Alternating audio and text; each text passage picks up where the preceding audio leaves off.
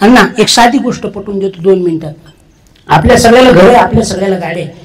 कुणी घर लोनवर घेतलं, कुणी गाडी लोनवर घेतली, कुणी मोबाईल लोनवर घेतला.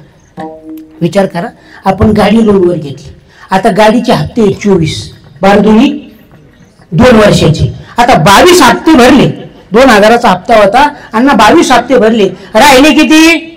तुम्ही बोला बरं, मी हणू घेईन. किती राहिले? 22 भरल्यावर 2 राहिले. हा, आणि हप्ता किती हजाराचा आहे? 2000चा.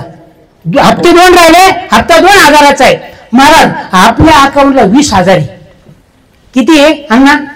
20. आता 20 मधून कटणार किती? 2 आणि 2 तुम्ही बोला बरं का? 4,000 कटणार. खाली किती राहिले? 16 राहिले ना. गणित लयच कच्चं आहे बाबा. 16 राहिले. महाराज त्याचे 2 हप्ते राहिले ना, तो असा छाती ठोकतो. गणेश महाराज, ओ अरुण महाराज, ओ गणेश महाराज, ओ अनिल महाराज, अहो बघता काय पट्ट्यानं गाडी फेडली ना. आईकडून पैसे घेतले नाही, वडिलाकडून घेतले नाही, भावाचं तर नाव सुद्धा घेऊ नका म्हणजे.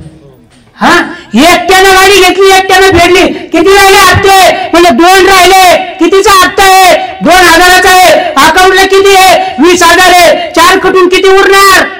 16,000 उरणार. म्हणजे झाली गाडी, फिटली गाडी, संपला विषय, झाली गाडी नावावर. महाराज हे झालं व्यवहारातलं आणि जीवनातलं, शरीराच्या संबंधानं. एखाद्याला 100चं आयुष्य मिळालं. किती? 100चं. त्याचे 98 भरले. 100चं मिळालं, 98 भरले. तो माझ्याकडे आला, अरे महाराज जिंकलं म्हणले, जिंकलं पाठ्यानं. 99 100. आता किती राहिले? आणि 2च वर्ष ना, पठ्ठ्या जाणार, पठ्ठ्या राहणार नाही, देवाच्या गावात जाणार. असं म्हणल्याला आपल्या गावात एखादा आहे का? माझं बोलणं कळतंय का? जाऊ घरी मी. महाराज जीवाच्या संबंधानं शरीराला